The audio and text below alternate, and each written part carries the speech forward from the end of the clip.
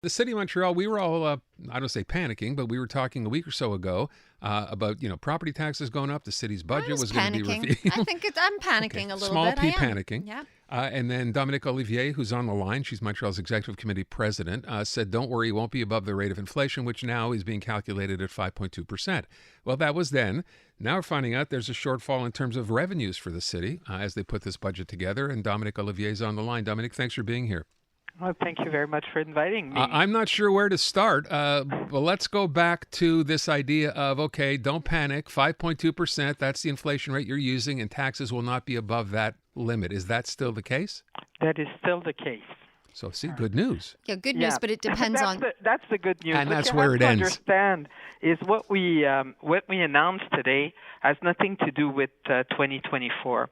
It's actually we are required by law to deposit once a year budgetary evolution at the municipal council. The last one that we did on August 31st showed us that we're still in the positive. We have about a $40 million surplus so far.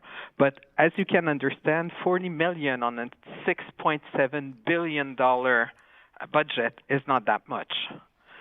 So what we do is that throughout the year, we monitor the evolution of revenue and expenses so that we can make sure that we finish our year not only in a with a healthy balance sheet, but also that we have enough money to put back into the different reserve. For example, for snow removal, if we have more snow than expected, we're going to need that reserve.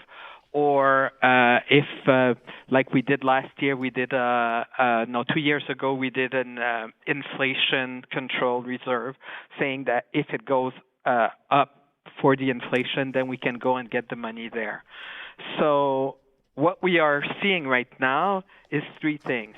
First of all, the revenues from transfer duties are down due to the drop in real estate transaction, home sales, and purchases. So that's welcome tax you're talking about? Yeah, that's okay. The welcome tax, exactly. And as you know, with the high rise in interest rates, people that might have been considering purchasing a house or looking for a house or selling their houses now are putting aside that project for a little while. And we're starting to see it in our revenues. The second thing that happened to us this year was the increased pressure on expenses due to the multiplication of extreme climatic events. Remember that we had an ice storm this year, we had extreme cold and heat, we had spring floods, we have big rain. So all of that together have necessitated the implementation of emergency measures and, consequently unforeseen interventions and expenses that are due to that. And finally, the third thing, and that everybody is hit with it, is the inflation cost linked to the supply chain problem, the labor shortage, etc.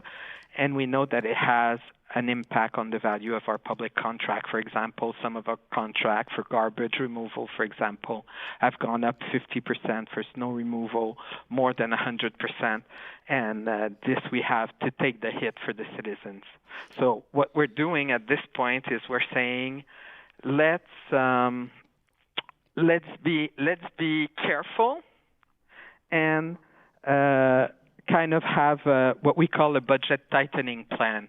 So what we are saying is that we're going to ask our services and our employees to do a little effort for the next 2 months until we get to the end of the year.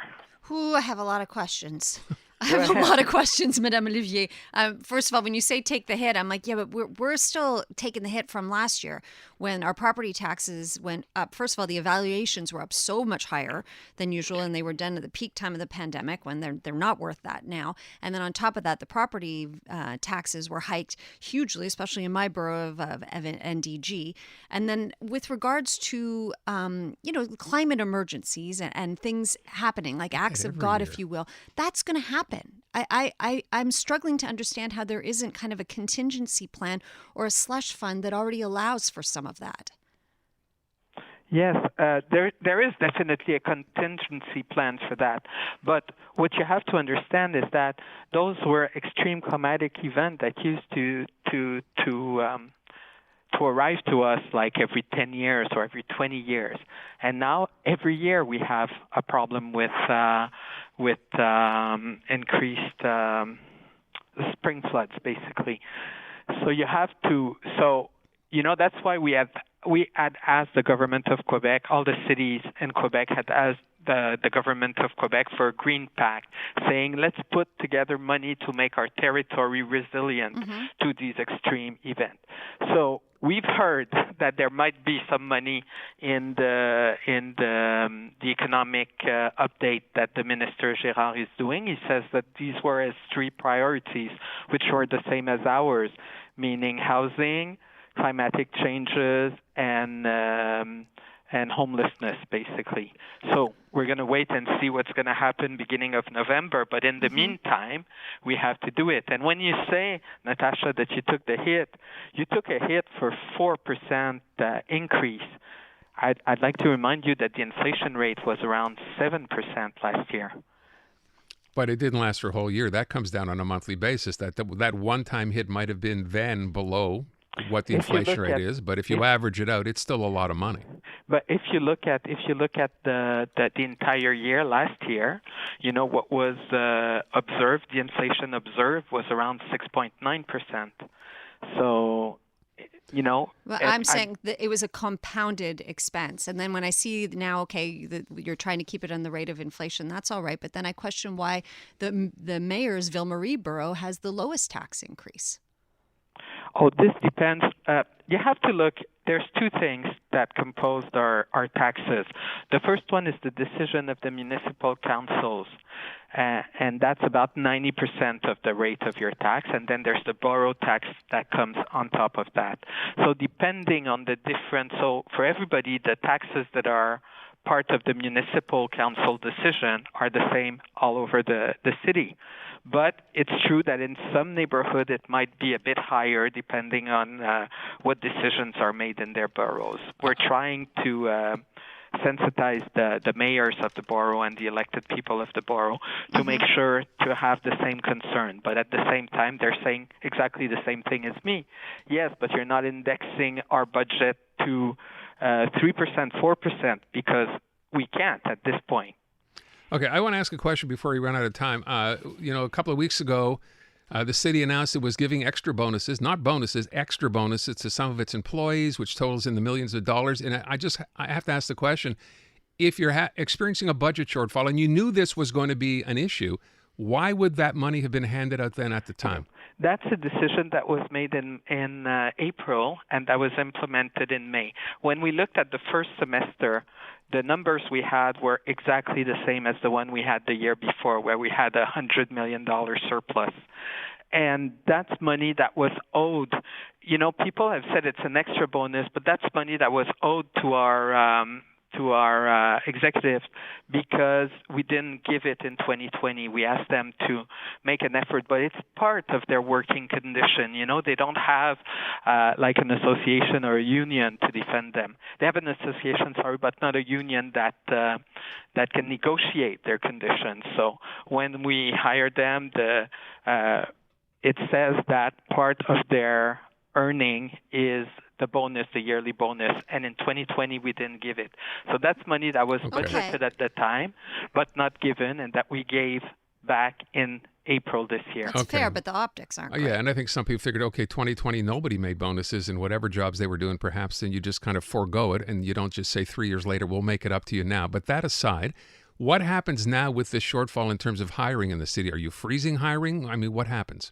What we have done is that we're not touching any of the operational hiring that we need to do. So we're going to still hire in to take care of snow removal, of garbage removal. We're still going to hire to take care of the libraries, etc. But we have identified about 400 vacant positions at this point that we're asking our people to take the supplement of work, basically, or to wait before we do certain projects to the beginning of 2024. So those will not be filled for now? Exactly. Okay. And I'm imagining, and this is going to sound like a ridiculous question because there's nothing we can do about it, but we're probably all needing to pray to have no snow before the end of the year because that'll help. That will That help, would yeah. be so great. Yeah. That would be so great and would help us all. Work on that. But we're prepared. We're prepared anyways. What I want to say to your listeners basically is that what we're doing is we're being careful. We have prudence, I would say. So we're making the necessary choices to preserve our financial leeway.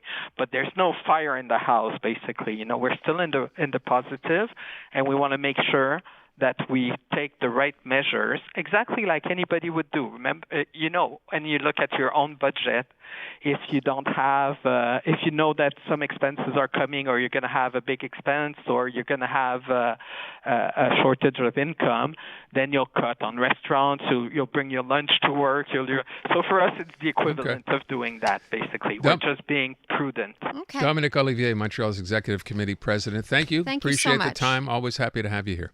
Thank you very much for Take good care. inviting me. You bet. Thank you.